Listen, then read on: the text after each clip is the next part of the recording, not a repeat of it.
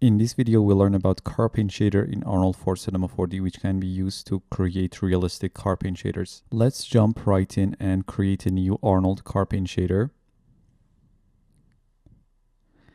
Assign it to the shader ball and middle click on it to open up its network editor. And let's run the IPR. Car paint, like a standard surface shader, has a base, a specular, and a coat layer with some additional parameters and a flakes layer. I don't intend to explain every single parameter in the car paint shader, as most of them are the same as in a simple standard surface shader. In the car paint shader, under this presets tab, you notice if you click on this load preset button, there are a few car paint presets like black, metallic blue with flakes, metallic red, and so on. For now, let's use this metallic blue with flakes preset. Car paint shader has 4 layers: base, specular, flakes, and coat. Combining these 4 layers, we can produce all sorts of car paint shaders. First, let's zero out the specular weight, the flakes density, and the clear coat weight. First, we have the base layer. Then we add the rough specular reflections using the specular layer. And you notice the IOR for this layer is set to 6. That's why we get this metallic look. Then we add the flakes if necessary. And finally the clear coat layer, which adds a sharp reflection on top of everything. Let's zero out the specular weight, the flakes density, and the clear coat weight again. The base layer controls the base or diffuse color, weight, and roughness of the shader. For a metallic car paint, you normally have a much darker shade of your defined specular color as your base color. Then on top of your base layer, you add your rough specular layer. So set the specular weight back to 1. To get that metallic car paint look, you notice the specular color is brighter, more saturated version of the base color. If we were aiming for a normal paint, the specular color would have been a simple white. You notice here the roughness is set to 0.5. That's why we get these broad specular reflections, and the IR is set to 6, which helps us to get closer to a metallic car paint. If I lower it to a normal value like 1.5, we immediately lose that metallic look. So let's set it back to around 6. To achieve that car paint look, we do need a clear coat layer. So go to the coat section and increase the weight to 1. And this gives us that sharp specular reflection layer on top of everything. You realize this is a simple, sharp reflective layer with roughness set to 0.01 and IR to 1.5. And finally, we can start adding flakes using the flakes section by increasing the density to something more than 0. In this case, let's try 0.4. The clear coat layer will sit on top of all the other layers, including base, specular, and the flakes.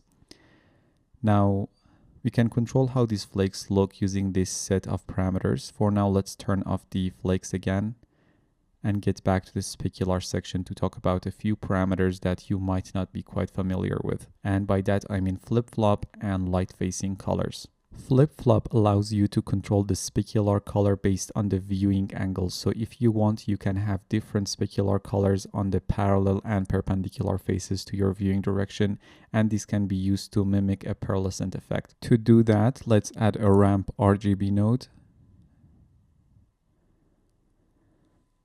and connect it to the flip-flop color. In the ramp RGB node, change the type to U. Let's change the black color to red and the white color to yellow.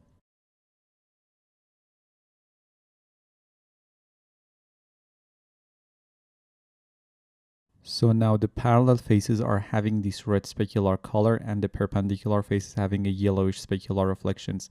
And you can control the exact way these colors appear, the exact angle, the transition between the two, or even add more colors.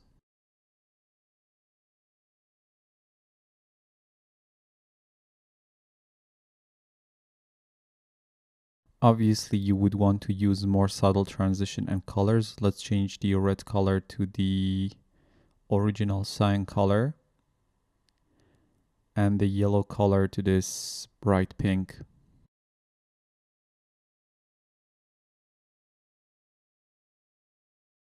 Then we have this light facing color, which modulates the specular reflection color based upon light sources. So if a section of the geometry is facing a light source, it would get the color that you define in the light facing color as its specular color.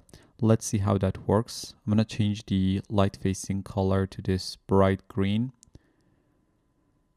Right now, because the fall-off parameter is set to 1, we don't see any contribution from the light facing color. So let's set the fall-off to 0.3 for now. Now immediately this green reflection comes to play. Now let's temporarily turn off the Arnold sky and add a new Arnold point light and position it in the scene.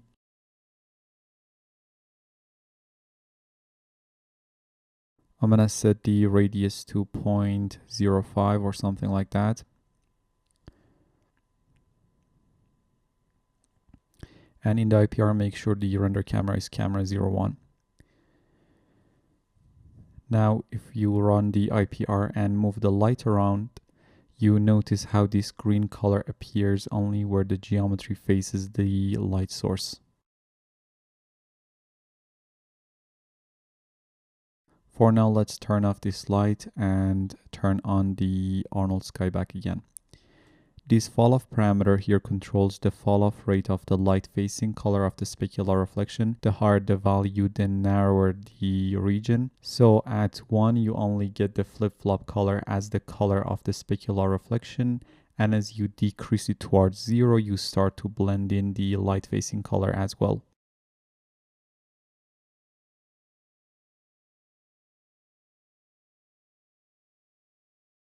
Now at this point, let's add some flakes. I'm going to increase the flakes density to around 0.4.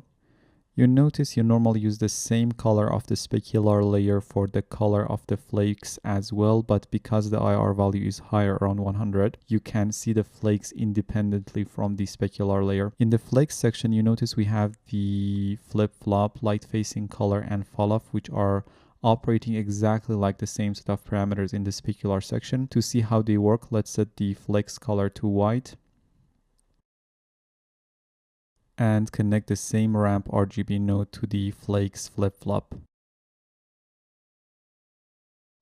And use the same green color as the light facing color for the flakes and decrease the fall-off to around 0.3. Now we have modulated the flakes color using flip-flop and light facing parameters. So the flakes that are oriented towards a light source become green, the flakes at the glancing angles are pink, and the parallel flakes, the viewing direction, are blue. For now, let's set the flakes color to red so we can take a look at the parameters available in the flakes section as well. I'm going to disconnect the ramp RGB from the flakes flip-flop and make sure light facing color and flip-flop colors are set to white as well. And set the fall-off back to the default of 1. We can set the flakes color to red so we can take a look at the parameters available in the flakes section. This scale value scales the flake structure up or down. Smaller values zoom out of the map, giving a larger number of flakes. Right now the scale is set to 0.001 and we can actually see the individual flakes. If increased to something like 0.005, now we get even bigger flakes. We can set the scale to, let's say, 0.0001 for this scene to get small flakes. And so depending on your scene and how big or small you want the flakes to be, you can actually adjust the scale value here. For now, let's set it to 0.005. Density controls the density of the flakes. There will be no flakes if it is 0. As we increase the value towards 1, we get more and more flakes, and the surface is fully covered with flakes at 1.